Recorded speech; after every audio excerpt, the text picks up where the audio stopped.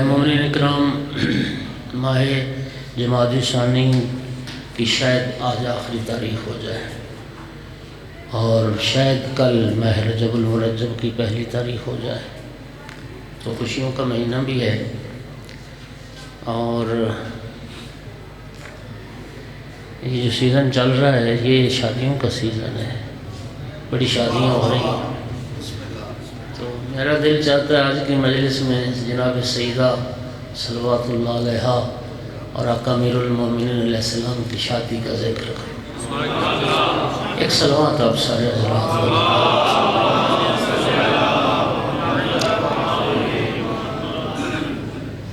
جناب صدیقہ کبریٰ صلوات اللہ علیہا کی ایک چند لوگوں نے خواستگاری کی ہے، بی بی پاک کا رشتہ مانگا ہے۔ حضرت ابوبکر نے رشتہ مانگا ہے، حضرت عمر نے مانگا ہے، عبد الرحمن بن عوف نے مانگا ہے۔ جب بھی کوئی خواستگاری کے لیے آتا تھا تو نبی کریم کا جواب ہوتا تھا امرها الی ربها، فاطمہ کا معاملہ اللہ کے ہاتھ ہے۔ سیدہ طاہرہ کا عقد وہاں ہوگا جہاں خدا چاہے گا۔ عبد الرحمن بن عوف مالدار آدمی تھا، آقا کی خدمت میں آ کے عرض کرتا یا رسول اللہ میں تاریخ عرب کا کثیر ترین حق مہر دینے کو تیار ہوں، آپ اپنی لخت جگر کا عقد مجھ سے کرتے۔ کتنا حق مہر دوں گا؟ 100 اونٹ اور مصر کے قیمتی ریشمی کپڑوں سے لدے ہوئے اور 10,000 دینار۔ یہ بہت بڑی رقم تھی، بہت بڑی رقم۔ میں اتنا حق مہر دوں گا۔ نبی کریم کے چہرے پر غضب کے آثار پیدا ہو۔ رسول اللہ کے سامنے خاک اور وہ چھوٹی کنکریاں پڑی تھیں تو نبی کریم نے ایک مٹھی بھر کے ابن عوف کے منہ پہ مارے اور فرمایا تو مجھے دنیا دار سمجھتا ہے، امرها الی ربها، فاطمہ کا معاملہ اللہ کے ہاتھ۔ صحابہ کرام کا بیان ہے کہ ہمیں یقین ہو گیا کہ نبی کریم اپنی لخت جگر کا عقد مولا علی علیہ السلام کے سوا اور کسی سے نہیں کرے۔ جناب امیر المومنین علیہ السلام جس دن خواستگاری کے لیے بارگاہ رسالت میں حاضر ہوئے، اس دن نبی کریم صلی اللہ علیہ وآلہ وسلم ام المومنین جناب ام سلمہ کے گھر میں تھے۔ مولا امیر المومنین علیہ السلام نے دق الباب کیا، نبی کریم نے داخل خانہ سے فرمایا ام سلمہ دروازہ کھولو، میرا بھائی علی آیا۔ یقین کر رہا ہے یہ روایت کے لفظ ہیں کہ یوں دوڑ کے ام سلمہ تیزی سے دروازے کی طرف گئی، قریب تھا کہ گر پڑے۔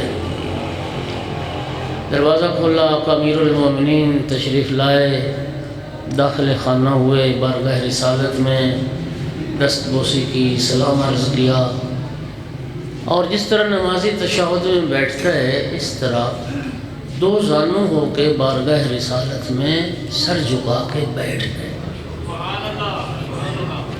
نبی کریم نے سکوت کو توڑا اور فرمایا یا علی ما حاجتک، یا علی اپنی حاجت بیان کرو، کیوں آئے ہو؟ شرم اور حیا کی وجہ سے مدعا زبان پر نہیں آتا۔ نبی کریم نے ہمت بندھائی، سرکار نے فرمایا یا علی تم جو مانگو گے تمہیں عطا کیا جائے گا۔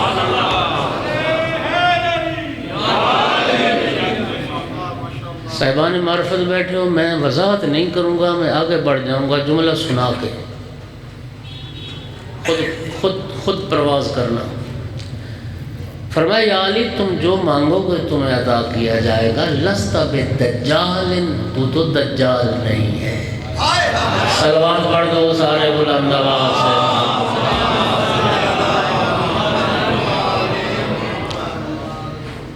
عرض کی یا رسول اللہ مجھے آپ نے پالا، آپ نے میری پرورش فرمائی، آپ نے مجھے پروان چڑھایا، آپ نے مجھے جوان کیا، یا رسول اللہ اب میرا گھر آباد کرنے کی فکر کریں۔ یقین کیجئے گویا رسول اللہ تو اس انتظار میں تھے کہ مولا علی لب تو کھولیں۔ جب امیر المومنین علیہ السلام نے اپنی خواہش کا اظہار کیا، نبی کریم نے ارشاد فرمایا یا علی گھر سے تو چلائے، عرش سے جبرائیل چلائے۔ یا علی آپ کے آنے سے پہلے جبرائیل رب کی طرف سے میرے پاس یہ پیغام لا چکا ہے۔ یا رسول اللہ، اللہ رب العزت فرما رہا ہے میں نے عرش پر نور کا عقد نور سے کر دیا ہے، اب زمین پہ زہرا کا عقد علی سے پڑھ دیا۔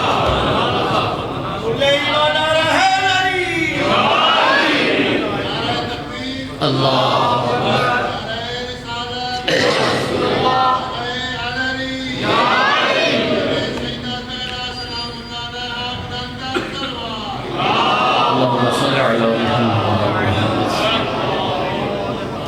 ہمارے معاشرے میں ایک جملہ رائج ہے، کہتے ہیں جوڑے عرشوں پر بنتے ہیں، تو میں عرض کیا کرتا ہوں کہ اس جملے میں کوئی حقیقت نہیں ہے۔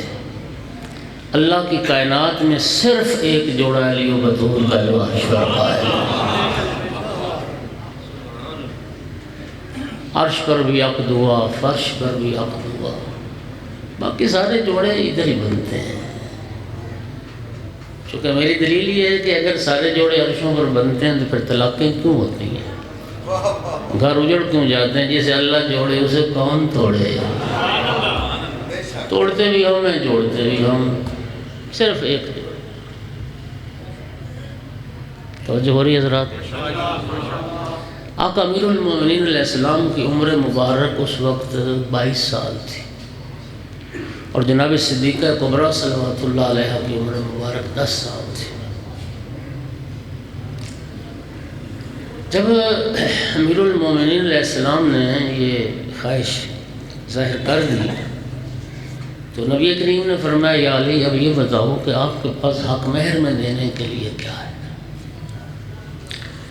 امیر المومنین عرض کی یا رسول اللہ میری کل کائنات سے واقف ہیں، ایک ناقہ ہے، ایک گھوڑا ہے، ایک زرہ ہے، ایک تلوار ہے، یہ 4 چیزیں، یہ میری کل کائنات ہے، یہ میری کل ہستی ہے، آپ جو فرمائیں میں حق مہر میں دینے کو تیار ہوں۔ نبی کریم نے فرمایا یا علی تو مرد میدان ہے، تو مجاہد اسلام ہے، تلوار تیری ضرورت ہے، گھوڑا تیری ضرورت ہے، معاش کے لیے ناقہ بھی تمہیں چاہیے، یا علی تو جیسے بہادر کے لیے زرہ ضروری ہے۔ امیر المومنین علیہ السلام کی وہ زرہ 500 درہم کی فروخت کی گئی، اور یہ بی بی پاک صلوات اللہ علیہ کا حق مہر قرار پایا۔ توجہ ہو رہی ہے صاحبان؟ نبی کریم اٹھے جناب سیدہ طاہرہ صلوات اللہ علیہ کے پاس، شریعت کہتی بیٹی جوان ہو، بیٹی کی رائے جو ہے وہ معلوم کی جائے۔ سرکار نے فرمایا فاطمہ بیٹی تیرا رشتہ مانگنے وہ آیا ہے، اقدمہم سلما واکثرہم علما واعظمہم حلما، تو اسلام میں سب سے مقدم جس کا علم سب سے زیادہ، جس کا حلم حوصلہ بردباری صبر سب سے زیادہ، فاطمہ بیٹی جس کے اسلام جیسا کسی کا اسلام نہیں، جس کے علم جیسا کسی کا علم نہیں، جس کے حلم جیسا کسی کا حلم نہیں، علی آئے ہیں آپ کی خواستگاری کے لیے، آپ کی کیا رائے؟ بی بی پاک نے جواب دینے کی بجائے ایک سوال کر دیا، بابا راضی اللہ و رسولہ، بابا کیا اس بندھن پر اللہ اور اللہ کا رسول راضی ہے؟ فرمایا ہاں فاطمہ بیٹی اس بندھن پہ اللہ بھی راضی، اللہ کا رسول بھی راضی۔ سیدہ طاہرہ نے شرم و حیا سے پھر سر جھکا دیا، سرکار نے نعرہ تکبیر بلند کیا، فرمایا اللہ اکبر، سکوتھا اقرارھا، فاطمہ کی خاموشی فاطمہ کا اقرار۔ فرمایا فاطمہ بیٹی آپ کا جو حق مہر 500 درہم حق مہر، اس وقت عرض کی یا بتا، بڑی ذمہ داری کے ساتھ روایت پڑھنے لگا، ان بنات الناس یتزوجن بالدراہم، بابا عام عورتوں کا حق مہر بھی یہی درہم ہوتے ہیں، اور میں تو آپ کی بیٹی، میں تو رسول ثقلین کی بیٹی ہوں، اگر میرا حق مہر بھی یہ درہم ہی رکھنا ہے تو فمل فرق بینی و بینہن، بابا مجھ میں اور پھر عام عورتوں میں کیا فرق رہ جائے؟ حدیث مبارک ہے۔ فاطمہ بیٹی 500 درہم آپ کا حق مہر، عرض کی بابا جان عام عورتوں کا حق مہر بھی یہ درہم و دینار اور میرا حق مہر بھی، فمل فرق بینی و بینہن، بابا مجھ میں اور عام عورتوں میں پھر کیا فرق رہ جائے گا؟ سرکار نے فرمایا بتاؤ فاطمہ بیٹی تم حق مہر میں کیا چاہتی ہو؟ اس وقت عرض کی یا بتا ان تدعو ربک ان یجعل الشفاعۃ مہری فی وساط امتک، بابا رب سے دعا کریں، میں درہم و دینار نہیں چاہتی، رب سے دعا کریں اللہ آپ کی گناہگار امت کی شفاعت کا حق مجھے حق مہر کے طور پر عطا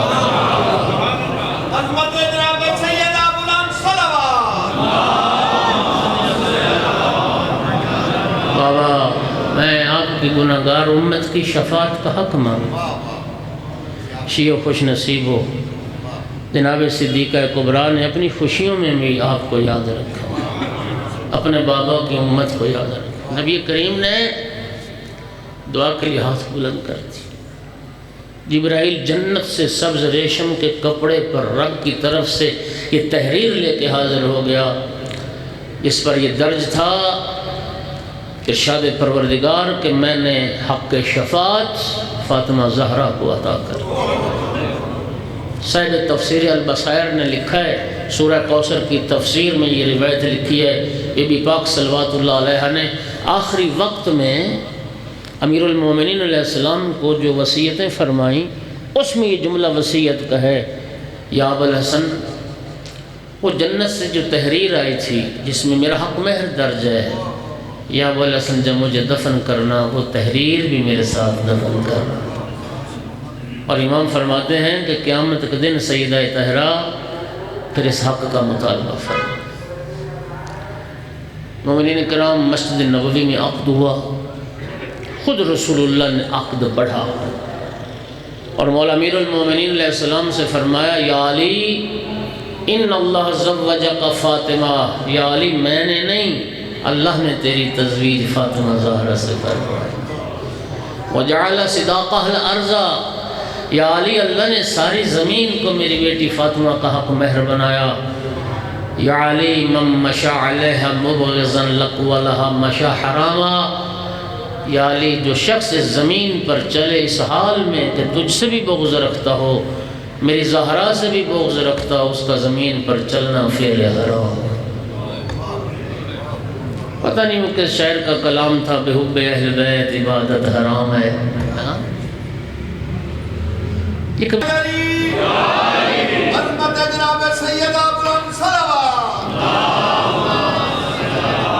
500 درہم کی وہ زرہ فروخت ہوئی، نبی کریم نے 3 حصے کیے، ایک حصے سے جہیز خریدا گیا، ایک حصے سے دعوت ولیمہ کا اہتمام ہوا، اور کچھ پیسوں سے بی بی پاک صلوات اللہ علیہ کے لیے خوشبو عطر خریدا گیا، اور ایک جوڑا نیا سیدہ طاہرہ صلوات اللہ علیہ کی شادی کے موقع پر تیار کیا گیا۔ ختم کر رہا ہوں، پہلے عقد ہوا، بعد میں رخصتی ہوئی، مولا امیر علیہ السلام نے گھر تیار کیا، تفصیلات ہیں اس میں جا نہیں سکتا، رات کے وقت بی بی پاک صلوات اللہ علیہ کی رخصتی کا مرحلہ طے ہوا۔ جناب ام سلمہ نے امہات المومنین نے سیدہ طاہرہ کو تیار کیا، جب یہ بارات چلی بی بی پاک کی رخصتی ہوئی، ایک مرکب لایا گیا، اس پر جناب سیدہ طاہرہ کو سوار کیا گیا، اور اس مرکب کی مہار پکڑنے کا شرف سلمان فارسی کو عطا ہوا۔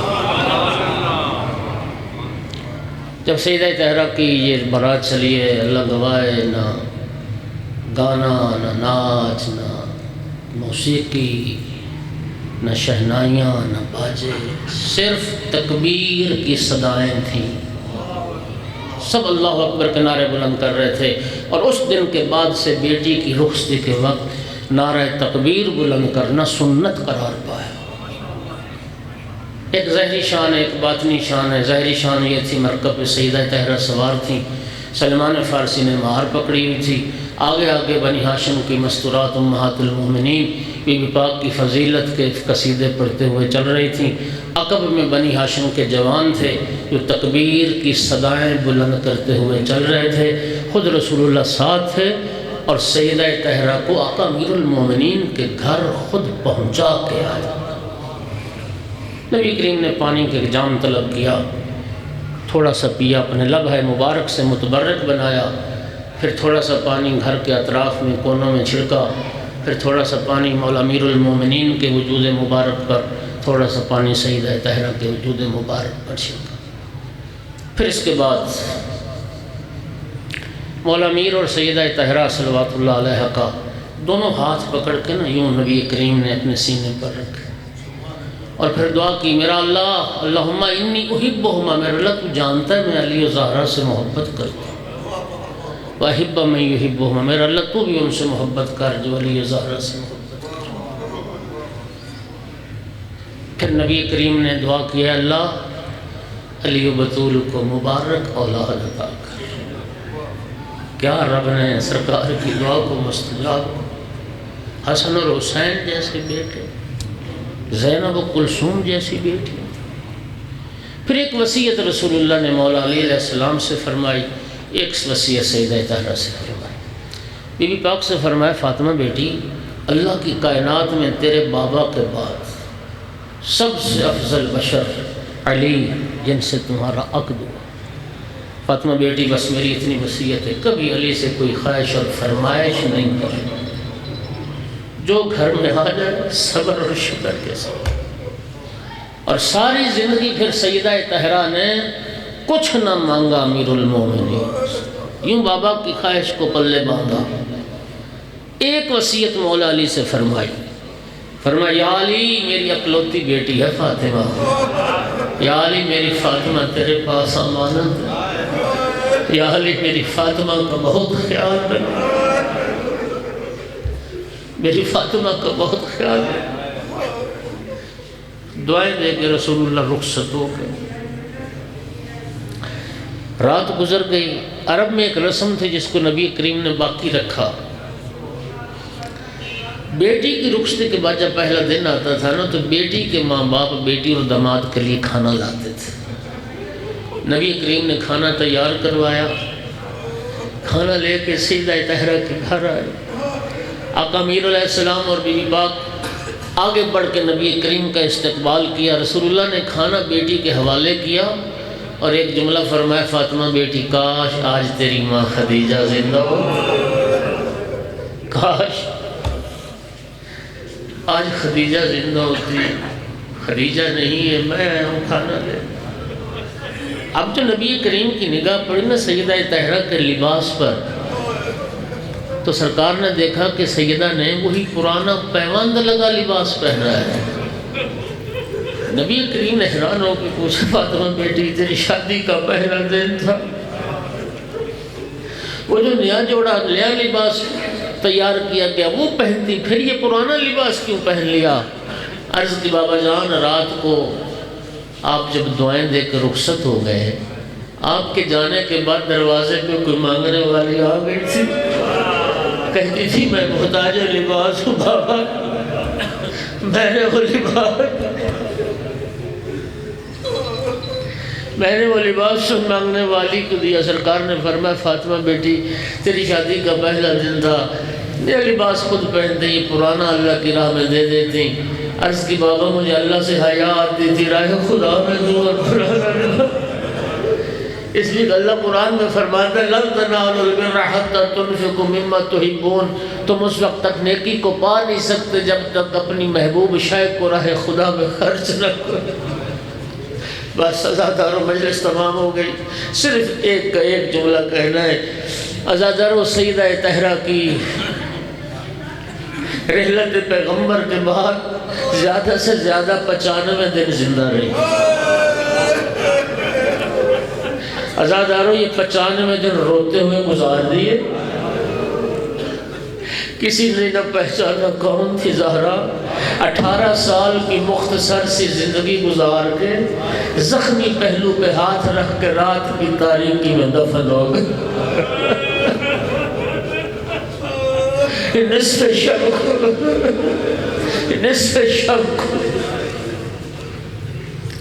نصف شب کو سیدہ طاہرہ کا جنازہ اٹھا. امیر المومنین سیدہ طاہرہ کا جنازہ لے کے آئے. امام زمانہ جب آئیں گے نا، میں ذمہ داری سے جملہ کر، امام زمانہ جب آئیں گے وہ آ کے بتائیں گے کہ میری جدہ کو کہاں دفن کیا، میری ماں زہرا کو کہاں.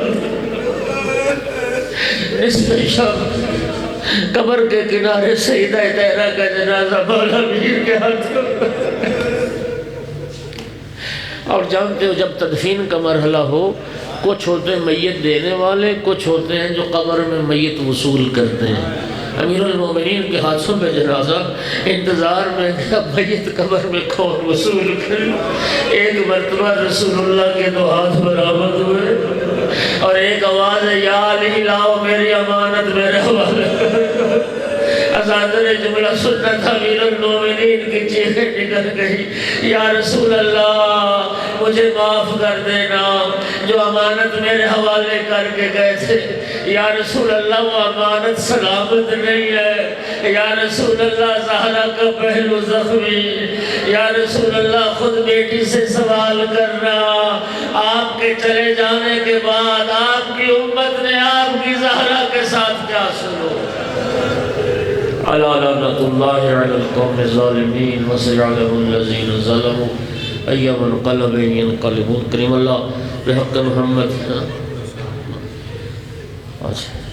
نعت میں حسین.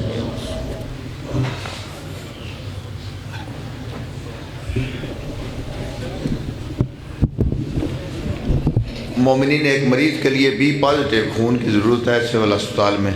اگر کسی کے وہ دینا چاہتا ہے تو رابطہ کریں.